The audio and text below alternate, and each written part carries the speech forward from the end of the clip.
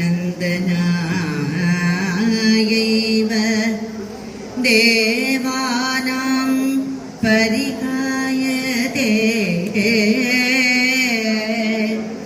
देवानां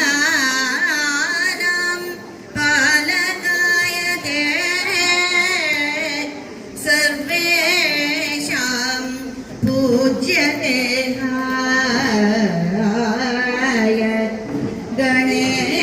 गणेशाय नमो नमः गणेशाय नमो नमः नमो नमः. ಎಲ್ಲ ಗೆಳತಿಯರಿಗೂ ನಮಸ್ಕಾರ. ಇವತ್ತು ನಮ್ಮ ಗೆಳತಿ ಮಹಿಳಾ ವೇದಿಕೆಯಲ್ಲಿ ಒಂದು ವಿಶೇಷವಾದ ಕಾರ್ಯಕ್ರಮ ಇವತ್ತು ಹಮ್ಮಿಕೊಂಡಿದೆ. 3 ಕೂಡಿದರೆ ಪೂರ್ವ ಸುಕೃತ ಅಂತ ಹೇಳ್ತಾರೆ. ಹಾಗೆ ಇಂದು ನಮ್ಮ ಗೆಳತಿ ಮಹಿಳಾ ಮಂಡಳಿ, ಪ್ರತಿನಿಧಿ ದಿನಪತ್ರಿಕೆ ಹಾಗೆ ಲೇಡಿ ವಿಂಗ್ಸ್ ಮಹಿಳೆಯರಿಗೆ ಎಷ್ಟು ಕಾರ್ಯಕ್ಷಮತೆ ಇದೆ, ಎಷ್ಟು ಬೇಕಾದಷ್ಟು ಯಶಸ್ವಿಯಾಗಿ ಮುಂದುವರಿತಾ ಇರ್ತಾರೆ. ಅಂಥವ್ರಿಗೆ ಒಂದು ರೆಕ್ಕೆ ಮೂಡಿದರೆ ಹೇಗಿರುತ್ತೆ ಅನ್ನೋ ಒಂದು ಪರಿಕಲ್ಪನೆ ಲೇಡಿ ವಿಂಗ್ಸ್ ಅಂತ ಹೆಸರು ಕೇಳಿದಾಗ ನನಗೆ ಹಾಗೆ ಅನ್ನಿಸ್ತು. ಇಂದು ಈ 3 ಸಂಸ್ಥೆಗಳಿಂದ ಸಹಯೋಗದಲ್ಲಿ ಇಂದಿನ ಒಂದು ಕಾರ್ಯಕ್ರಮ ರೂಪುಗೊಂಡಿದೆ. ಹಾಗೆ ನಮ್ಮ ವೇದಿಕೆಗೆ ಈಗ ಗೆಳತಿ ಮಹಿಳಾ ಮಂಡಳಿಯ ಅಧ್ಯಕ್ಷರು ಹಾಗೂ ಉಪಾಧ್ಯಕ್ಷರನ್ನ ವೇದಿಕೆ ಕರೀತಾ ಇದ್ದೀನಿ. ಗೌರವಾಧ್ಯಕ್ಷರು ಹಾಗೂ ಅಧ್ಯಕ್ಷರು ಶ್ರೀಮತಿ ವಿಜಯ ಸುದರ್ಶನ್ ಹಾಗೂ ರೇವತಿ ರಾಮಸ್ವಾಮಿ ಅವರು ವೇದಿಕೆಯನ್ನು ಅಲಂಕರಿಸಬೇಕು. ಹಾಗೆ ಪ್ರತಿನಿಧಿ ದಿನಪತ್ರಿಕೆಯ ಶ್ರೀಹರಿ ದ್ವಾರಕಾನಾಥ್ ಅವರು ವೇದಿಕೆಗೆ ದಯಮಾಡಿ ಬರಬೇಕು. ಅವಸ್ಥರು GSS ಸಮೂಹ ಸಂಸ್ಥೆಗಳು ಹಾಗೂ ಪ್ರತಿನಿಧಿ ಪತ್ರಿಕೆ, ಹಾಗೆ ಶ್ರೀ CK ಮಹೇಂದ್ರರವರು ವೇದಿಕೆಗೆ ಕೂತ್ಕೋಬೇಕು ಅಂತ ಕೇಳ್ಕೊಳ್ತಾ ಇದ್ದೀನಿ. ಪ್ರಧಾನ ಸಂಪಾದಕರು ಅವರು ಶ್ರೀಮತಿ ರೇವತಿ ರಾಮಸ್ವಾಮಿ ಅವರು, ನಮ್ಮ ಅಧ್ಯಕ್ಷರು ಗೆಳತಿ ಮಹಿಳಾ ಮಂಡಳಿ. ಎಲ್ಲರಿಗೂ ವೇದಿಕೆಗೆ ಆಹ್ವಾನವನ್ನು ಕೊಡ್ತಾ ಇದ್ದೇನೆ. ದಯಮಾಡಿ ಇವತ್ತಿನ ಕಾರ್ಯಕ್ರಮಕ್ಕೆ ಮಹಿಳಾ ಸಂಘಟಕರಾದಂತಹ ಶ್ರೀಮತಿ HL ಯಮುನಾರವರು ಸ್ಪರ್ಧೆ ತೀರ್ಪುಗಾರರಾಗಿ ಆಗಮಿಸಿದ್ದಾರೆ. ಅವರಿಗೂ ನಾನು ಸ್ವಾಗತವನ್ನು ಬಯಸ್ತಾ ಇದ್ದೇನೆ.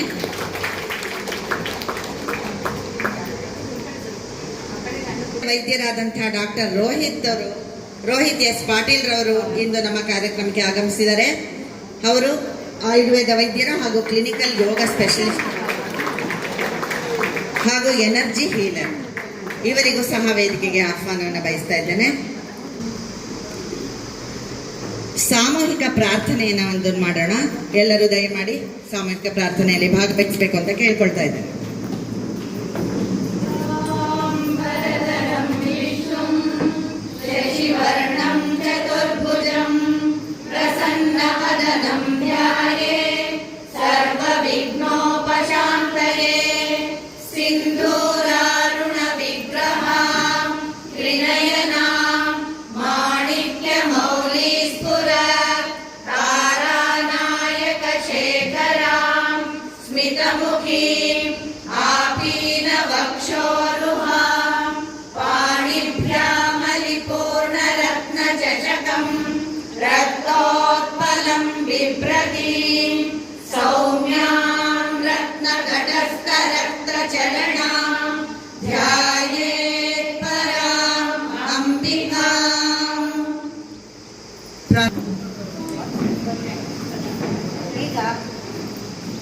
ವೈಯಕ್ತಿಕ ಪ್ರಾರ್ಥನೆಯನ್ನು ನಡೆಸಿಕೊಡಲಿದ್ದಾರೆ ಶ್ರೀಮತಿ ಲಕ್ಷ್ಮೀ ವಿಠಲ್ ರವರು.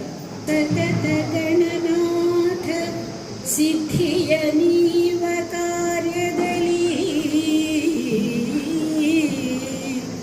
ಸತತ ಗಣನಾಥ ಸಿದ್ಧಿಯ ನೀವ ಕಾರ್ಯದಲ್ಲಿ ಮದಿ ಪ್ರೇರಿಸುವಳು ಪಾರ್ವತಿ ದೇವಿ, ಮದಿ ಪ್ರೇರಿಸುವಳು ಪಾರ್ವತಿ ದೇವಿ, ಮುಕುತಿ ಪಥಕ್ಕೆ ಮನವೀವ ಮಹರುದ್ರ ದೇವರು, ಮುಕುತಿ ಪಥಕ್ಕೆ ಮನವೀವ ಮಹರುದ್ರ ದೇವರು, ಹರಿಭಕುತಿದಾಯಕ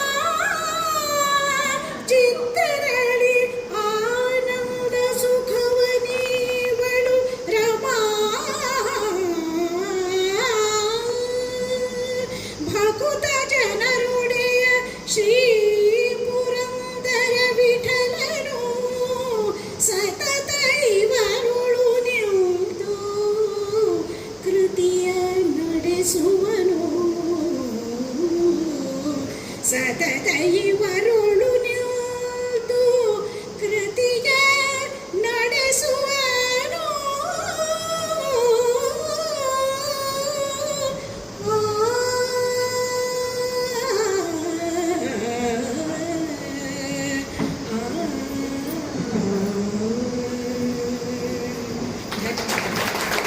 ಸುಶ್ರಾವ್ಯವಾಗಿ ಪ್ರಾರ್ಥನೆಯನ್ನು ಸಲ್ಲಿಸಿದ ಲಕ್ಷ್ಮೀ ವಿಠಲರವರಿಗೆ ಧನ್ಯವಾದಗಳು. ಇಲ್ಲಿ ಇವ ನಮ್ಮವ ಅನ್ನೋ ಒಂದು ಪದ ಇದೆ ನೋಡಿ.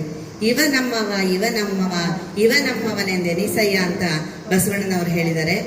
ಅಂತ ಒಂದು ಭಾವನೆಯನ್ನ ಪತ್ರಿಕೆಯಿಂದ ಕೊಡ್ತಾ ಇದ್ದಾರೆ ಅನ್ನೋದು ಒಂದು ವಿಶೇಷ. ಯಾವುದೇ ಕಾರ್ಯಕ್ರಮವನ್ನು ನಾವು ಪ್ರಾರಂಭ ಮಾಡಬೇಕಾದ್ರೆ ಒಂದು ವಿನಾಯಕನ ಸ್ತುತಿಯನ್ನ ಮಾಡ್ತೇವೆ, ಹಾಗೆ ಜ್ಯೋತಿ ಬೆಳಗಿಸೋದ್ರ ಮೂಲಕ ಉದ್ಘಾಟನೆಯನ್ನ ಸಲ್ಲಿಸ್ತೇವೆ. ಹಾಗೆ ಈಗ ಜ್ಯೋತಿಯನ್ನ ನಮ್ಮ ಗಣ್ಯರೆಲ್ಲ ಸೇರಿ ಬೆಳಗಿಸಬೇಕು ಅಂತ ಎಲ್ಲರನ್ನು ಪ್ರಾರ್ಥಿಸ್ತಾ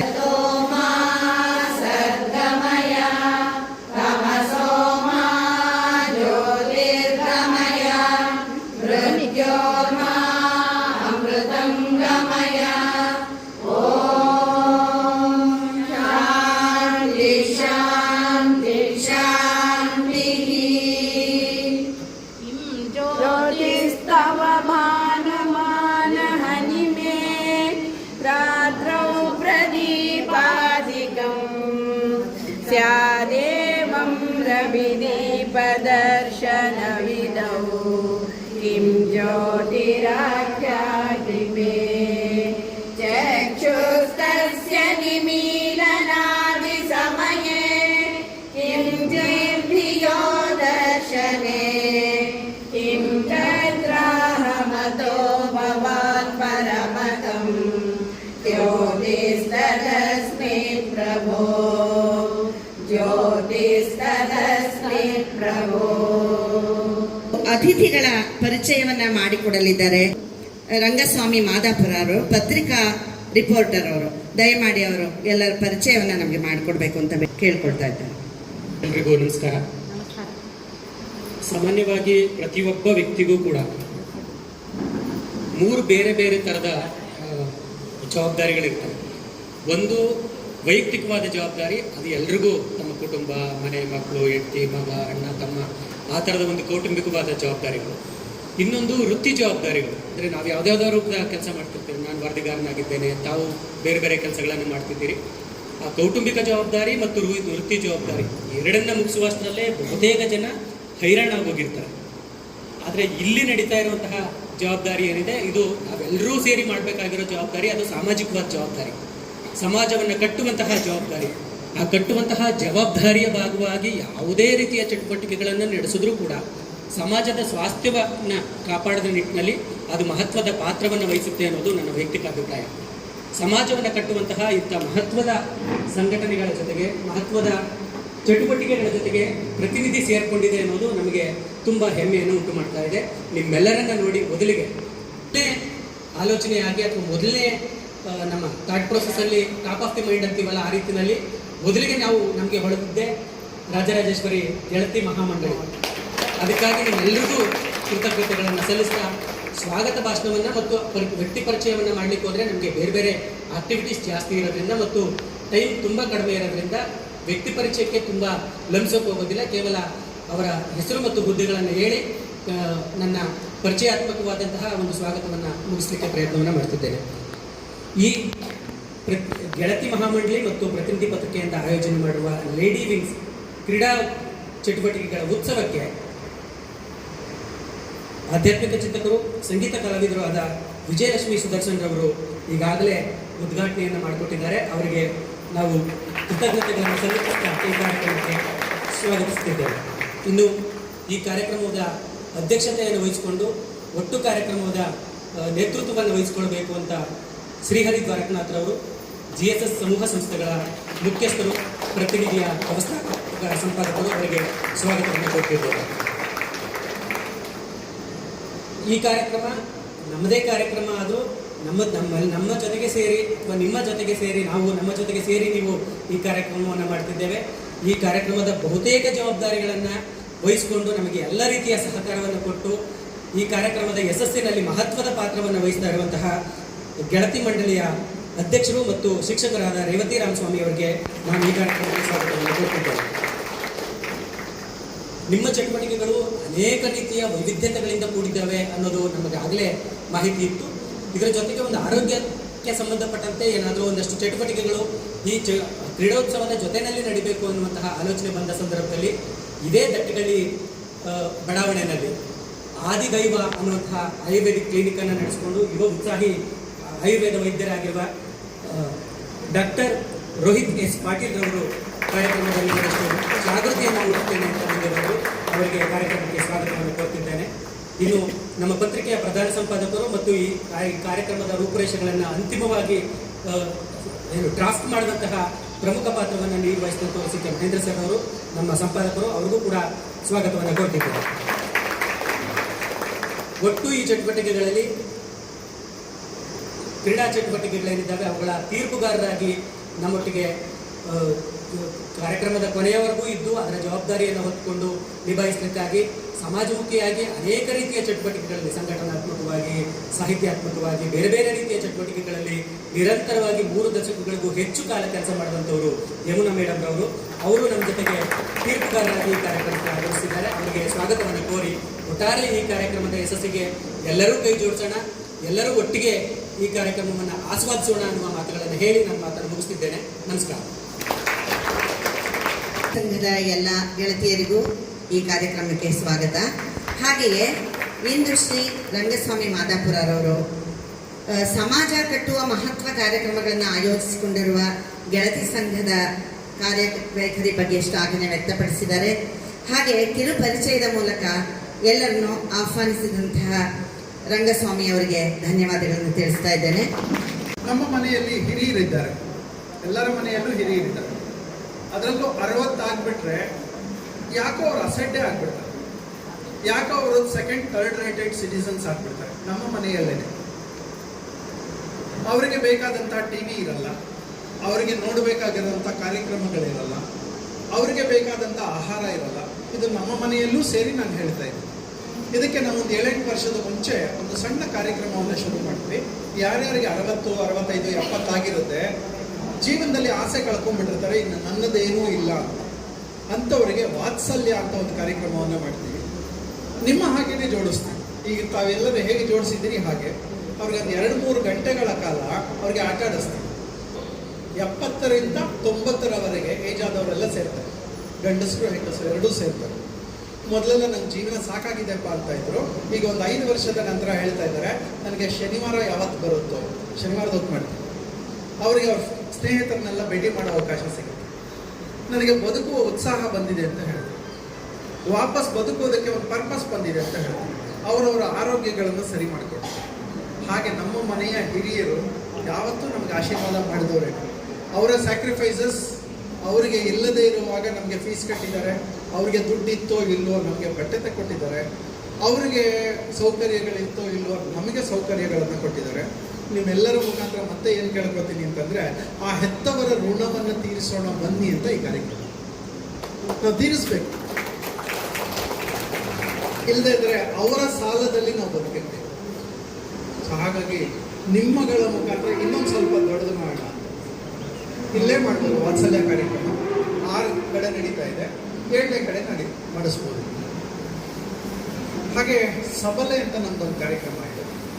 ಯಾರ್ಯಾರಿಗೆ ಉದ್ಯೋಗ ಮಾಡಬೇಕು ಅಂತ ಆಸಕ್ತಿ ಇದೆ, ನಿಮ್ಮಲ್ಲಿ ಬಿಸ್ನೆಸ್ ಮಾಡ್ಬೋದು ಅಥವಾ ಉದ್ಯೋಗ ಮಾಡ್ಬೋದು, ಅವರಿಗೆ ಸ್ಕಿಲ್ಗಳನ್ನು ಕೊಟ್ಟು, ಎಷ್ಟು ವರ್ಷ ಆದರೂ ಆಗಿರ್ಬೋದು, 70 ಆದರೂ ಆಗಿರ್ಬೋದು, 80 ಆದರೂ ಆಗಿರ್ಬೋದು, ಸ್ಕಿಲ್ ಕೊಟ್ಟು ಅವ್ರಿಗೆ ಟ್ರೈನಿಂಗ್ ಕೊಟ್ಟು ತನ್ನ ಕಾಲ ಮೇಲೆ ತಾನು ನಿಂತು 10 ಜನಕ್ಕೆ ಕೆಲಸ ಕೊಡುವಷ್ಟು ತಾಕತ್ತು ಬರೆಸುವಂಥ ಕಾರ್ಯಕ್ರಮಗಳನ್ನು ನಾವು ಮಾಡ್ತಾ ಇದ್ದೀವಿ. ಇದಕ್ಕೆ ಸಬಲೆ ಅಂತ ಹೆಸರು. ನಿಮ್ಮ ಮನೆಯ ನಿಮಗೂ ಸೇರಿ, ನಮ್ಮ ಹಿಂದೆ ಗಂಡಸರಿದ್ರಲ್ಲ ಅವ್ರಿಗೂ ಸೇರಿ, ಎಷ್ಟು ಜನ ಮನೆಯ ಅಡಿಗೆ ಮಾಡಿಕೊಟ್ಟವರಿಗೆ ಥ್ಯಾಂಕ್ಸ್ ಹೇಳಿದ್ದೀವಿ. ಅನುಸರಿಸೋಕೆ ಟ್ರೈ ಮಾಡಿ, ಒಂದು ಒಳ್ಳೆ ಜಾಯಿಂಟ್ ಫ್ಯಾಮಿಲಿ ಆಗುತ್ತೆ. ಥ್ಯಾಂಕ್ಸ್ ಹೇಳುವ ಪದ್ಧತಿ ಇಷ್ಟೇ, ಒಂದು ಸಣ್ಣದು. ಇದು ಯಾರಿಂದ ಸಾಧ್ಯ ಅಂದರೆ ನಿಮ್ಮಿಂದ ಸಾಧ್ಯ. ಆ ಪದ್ಧತಿಯನ್ನು ತನ್ನಿ, ಥ್ಯಾಂಕ್ಸ್ ಹೇಳುವ ಪದ್ಧತಿ. 500 ರೂಪಾಯಿ ಕೊಟ್ಟು 1000 ರೂಪಾಯಿ ಕೊಟ್ಟು ನಾಟಕ ಆಡಿದ್ದಾರೆ. ಆದರೆ ಮನೆಯಲ್ಲೇ ಇರುವಂತಹ ಅನ್ನಪೂರ್ಣೇಶ್ವರಿಗೆ ನಾವು ಯಾಕೆ ಥ್ಯಾಂಕ್ಸ್ ಹೇಳೋಕ್ಕೆ ಹೊರಟಿಲ್ಲ? ನಾನು ಹೋಗಿರೋ ಎಲ್ಲ ಜಾಗಗಳಲ್ಲಿ ಇದ್ದು ಕೇಳಿದ್ದೀನಿ.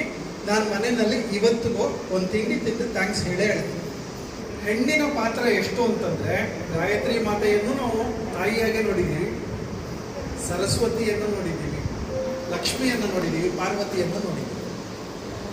ಇವನ್ನೆಲ್ಲ ಫೋಟೋ ರೂಪದಲ್ಲಿ ನೋಡಿದ್ದೀವಿ ಎಲ್ಲರೂ. ನಮ್ಮಲ್ಲಿ ತುಂಬ ಜನ ಹರಕೆ ಹೊತ್ಕೋತಾರೆ ಶೃಂಗೇರಿಗೆ ಹೋಗಬೇಕು ಅಂತ. ಇನ್ನೊಂದಷ್ಟು ಜನ ಅನ್ನಪೂರ್ಣೇಶ್ವರಿ ದೇವಸ್ಥಾನಕ್ಕೆ ಹೊರನಾಡಿಗೆ ಹೋಗಬೇಕು ಅನ್ಕೋತಾರೆ. ಮಕ್ಕಳಲ್ಲಿ ಪರ್ಟಿಕ್ಯುಲರ್ಲಿ ತುಂಬ ಯಂಗ್ ಮಕ್ಕಳಲ್ಲಿ ಅವರು ಮೊಬೈಲ್ ನೋಡ್ತಾನೆ ಇರ್ತಾರೆ. ಅವಕ್ಕೆ ಗೊತ್ತಾಗೋದೇ ಇಲ್ಲ ಪಕ್ಕದಲ್ಲಿ ಏನಾಗ್ತಾ ಇದೆ. ಅವಕ್ಕೆ ಶಬ್ದ ಗೊತ್ತಾಗ್ತಾ ಇಲ್ಲ, ಸ್ಪರ್ಶ ಗೊತ್ತಾಗ್ತಾ ಇಲ್ಲ, ಕಣ್ಣಿನ ನೋಟ ಗೊತ್ತಾಗ್ತಾ ಇಲ್ಲ, ವಾಸನೆ ಗೊತ್ತಾಗ್ತಾ ಇಲ್ಲ. ಅದಕ್ಕೆ ಮಕ್ಕಳುಗಳನ್ನ ಕರ್ಕೊಂಡ್ಬಂದು ಆಟ ಆಡಿಸ್ತಾರೆ.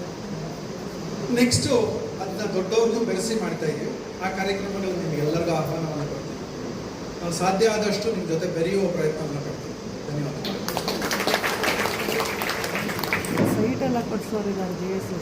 ಶ್ರೀಯುತ ಶ್ರೀಹರಿ ದ್ವಾರಕನಾಥ್ರವರು GSS ಸಮೂಹ ಸಂಸ್ಥೆಗಳ ಮುಖ್ಯಸ್ಥರು ಹಾಗೂ ಪ್ರತಿನಿಧಿ ಪತ್ರಿಕೆ ಈ ಕಡೆ ಇದರ ಪ್ರತಿನಿಧಿಯಾಗಿ ಬಂದಿದ್ದಾರೆ. ಇವತ್ತು ಸಮಾಜಮುಖಿಯಾಗಿ ಎಷ್ಟು ಕೆಲಸಗಳನ್ನು ಅವರ ಸಂಸ್ಥೆಯ ವತಿಯಿಂದ ಮಾಡ್ತಾ ಇದ್ದಾರೆ ಅನ್ನೋದು ಅವ್ರ ಮಾತುಗಳಿಂದ ನಮಗೆ ವ್ಯಕ್ತವಾಗಿದೆ. ಹಾಗೆಯೇ ಸ್ತ್ರೀ ಸಬಲೀಕರಣದ ಬಗ್ಗೆ ತುಂಬ ಕಾಳಜಿಯನ್ನು ಹೊಂದಿದ್ದಾರೆ. ಅವರಿಗೆ ಅವರ ಮಾತುಗಳಿಗೆ ನಮಗೆ ತುಂಬ ಹೆಮ್ಮೆ ಅನಿಸುತ್ತೆ. ಇಂಥ ಸಂಸ್ಥೆಯಿಂದ ನಾವಿವತ್ತು ಅವ್ರನ್ನ ನಾವು ಭೇಟಿ ಮಾಡಿದ್ದೀವಲ್ಲ, ನಮ್ಮದು ಇವತ್ತು ಸುಯೋಗ ಅಂತ ನಾನು ಅಂದ್ಕೊಳ್ತಾ ಇದ್ದೀನಿ. ಅವರಿಗೆ ನಮ್ಮೆಲ್ಲರ ಕಡೆಯಿಂದ ಧನ್ಯವಾದಗಳನ್ನು ತಿಳಿಸ್ತಾ ಇದ್ದೀನಿ.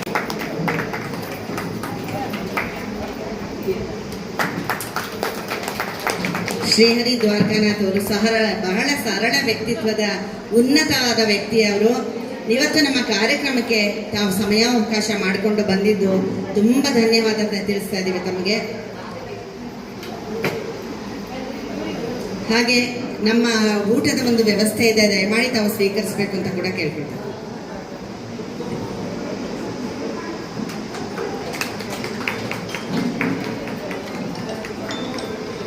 ಮೇಡಮ್ ಅವ್ರ ಸಂಸ್ಥೆಯಿಂದ ಒಂದು ದೊಡ್ಡ ಸಂಸ್ಥೆ ನಮ್ಮ ಜೊತೆ ಕೈ ಜೋಡಿಸ್ತೀವಿ ಅಂತ ಭರವಸೆ ಕೊಡ್ತಾ ಇದ್ದಾರೆ ಅವರು. ಅದು ನಿಜವಾಗ್ಲೂ ನಾವು ಹೆಮ್ಮೆ ಪಡುವಂತಹ ವಿಷಯ. ಮಹಿಳೆಯರ ಬಗ್ಗೆ ಇಷ್ಟು ಕಾಳಜಿ ಹೊಂದಿರೋದ್ರಿಂದ ಎಲ್ಲ ದಯಮಾಡಿ ಒಂದ್ಸತಿ ಕೇಳಿಸ್ಕೊಳ್ಳಿ. ಶ್ರೀಹರಿ ಸರ್ ಒಂದು ಯೋಗ ಸಂಸ್ಥೆಯನ್ನು ನಡೆಸ್ತಿದ್ದಾರೆ ಮೈಸೂರಲ್ಲಿ. ಅದು ಪ್ರತಿನಿತ್ಯ ಕೆಲಸ ಮಾಡ್ತಾ ಇದೆ. ತುಂಬ ಜನ ಮಹಿಳೆಯರನ್ನು ಉಪಯೋಗ ಪಡ್ಕೊಂಡಿದ್ದಾರೆ.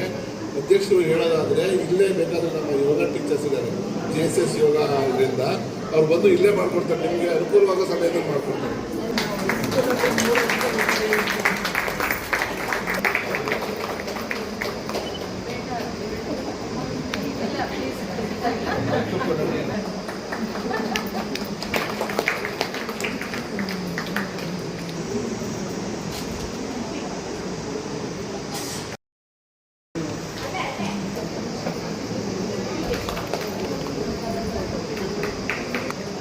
ಮೇಡಮ್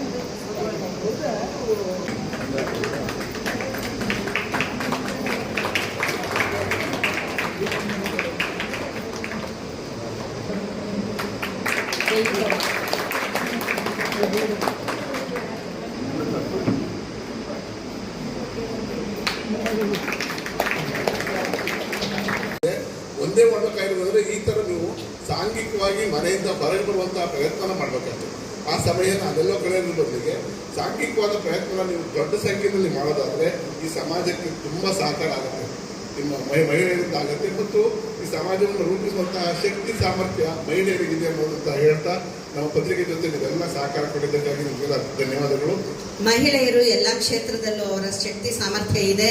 ಹಾಗೆ ರಾಜಕೀಯ ಕ್ಷೇತ್ರಕ್ಕೂ ಅವರ ಪ್ರಾತಿನಿಧ್ಯತೆಯನ್ನು ಕೊಡಬೇಕು, ಎಲ್ಲ ಕ್ಷೇತ್ರದಲ್ಲೂ ಮುಂದುವರಿಬೇಕು ಅಂತ ಹೇಳಿ ಎಲ್ಲರಿಗೂ ಕರೆ ನೀಡಿದ್ದಾರೆ. CK ಮಹೇಂದ್ರರವರು ಪತ್ರಿಕಾ ಪ್ರತಿನಿಧಿಗಳು, ಪ್ರಧಾನ ಸಂಪಾದಕರು, ಪ್ರತಿನಿಧಿ ಪತ್ರಿಕೆಯ ಅವರಿಗೆ ನಮ್ಮೆಲ್ಲರ ಹೃತ್ಪೂರ್ವಕ ಧನ್ಯವಾದಗಳನ್ನು ಅರ್ಪಿಸ್ತಾ ಇದ್ದೇನೆ. ಅಧ್ಯಕ್ಷರಾದಂಥ ಶ್ರೀಮತಿ ರೇವತಿ ರಾಮಸ್ವಾಮಿ ಅವರು ತಮ್ಮ 4 ಮಾತುಗಳನ್ನು ಆಡಲಿದ್ದಾರೆ. ನಮಸ್ಕಾರ. ವೇದಿಕೆಯ ಮೇಲೆ ಉಪಸ್ಥಿತರಿರುವಂತಹ ಹಿರಿಯರೆಲ್ಲರಿಗೂ, ಗಣ್ಯರಿಗೂ, ಸಂಪಾದಕರಿಗೂ ಹಾಗೂ ಸಮಾಜವನ್ನೇ ಕಟ್ಟುವಂತಹ ಕೆಲಸವನ್ನು ಮಾಡುತ್ತಿರುವಂತಹ ಹಿರಿಯರಿಗೂ, ಎಲ್ಲಕ್ಕಿಂತ ಮುಖ್ಯವಾಗಿ ಈ ಎಲ್ಲ ಕಾರ್ಯಕ್ರಮಕ್ಕೆ ಬೆನ್ನೆಲುಬಾಗಿ ನಿಂತಿರುವಂತಹ ನಮ್ಮ ಗೌರವ ಅಧ್ಯಕ್ಷರಾದಂತಹ ವಿಜಯ ಸುದರ್ಶನ್ರವರಿಗೂ ಹಾಗೂ ಸಮಾಜದಲ್ಲಿ ತೊಡಗಿಸಿ ಮಹಿಳೆ ಎಷ್ಟೆಲ್ಲ ಮುಂದೆ ಬರಬಹುದು ಅನ್ನೋದಕ್ಕೆ ಸಾಕ್ಷಿಯಾಗಿ ನಮ್ಮ ಮುಂದೆ ಕುಳಿತಿರುವಂತಹ ಮುನಾರ್ ಅವರಿಗೂ ಸಹ ನಾನು ಹೃತ್ಪೂರ್ವಕವಾಗಿ ವಂದಿಸುತ್ತಾ ಗೆಳತಿಯರೆಲ್ಲರಿಗೂ ಒಂದ್ಸತ ನನ್ನ ಒಂದೆರಡು ಮಾತುಗಳನ್ನು ಹೇಳ್ತೀನಿ. ಇವತ್ತು ನಮ್ಮ ಕಾರ್ಯಕ್ರಮ ವಿಶೇಷ, ಯಾಕಂದರೆ ಹೊರಗಡೆ ಧಗೆ ಆದರೆ ಒಳಗಡೆ ಸ್ವಲ್ಪ ಖುಷಿ ಪಡಬೇಕು ಅನ್ನುವಂತಹ ಉತ್ಸಾಹದಿಂದ ಕ್ರೀಡೆಯನ್ನು ಮಾಡ್ತಾ ಇದ್ದಾರೆ. ಈ ಕ್ರೀಡೆ ಅನ್ನೋದಿದೆಯಲ್ಲ, ಇದು ಬಹಳ ವಿಶೇಷವಾದಂತಹ ಶಬ್ದ. ಈ ಕ್ರೀಡೆಯಿಂದ ನಮ್ಮ ಮಾನಸಿಕವಾದಂತಹ ದೈಹಿಕವಾದಂತಹ ಚಟುವಟಿಕೆಗಳನ್ನು ನಾವು ಉತ್ತೇಜನಗೊಳಿಸೋದಕ್ಕೆ ಸಾಧ್ಯ ಆಗುತ್ತೆ ಅಂತ ನನ್ನ ಭಾವನೆಯಾಗಿದೆ. ನಿಜವಾಗ್ಲೂ ಎಷ್ಟು ಕ್ರೀಡೆಗಳನ್ನು ನಾವು ಒಳಾಂಗಣ ಹೊರಾಂಗಣ ಅಥವಾ ಬುದ್ಧಿಗೆ ತಿಳಿದುಕೊಡುವಂತಹ ಕ್ಷೇತ್ರ, 3 ಕ್ಷೇತ್ರಗಳಲ್ಲಿ ನಾವು ರೂಪಿಸ್ಬೋದು. ಎಲ್ಲರಿಗೂ ಶಕ್ತಿ ಇರೋದಿಲ್ಲ, ಎಲ್ಲರಿಗೂ ಯುಕ್ತಿ ಇರೋದಿಲ್ಲ.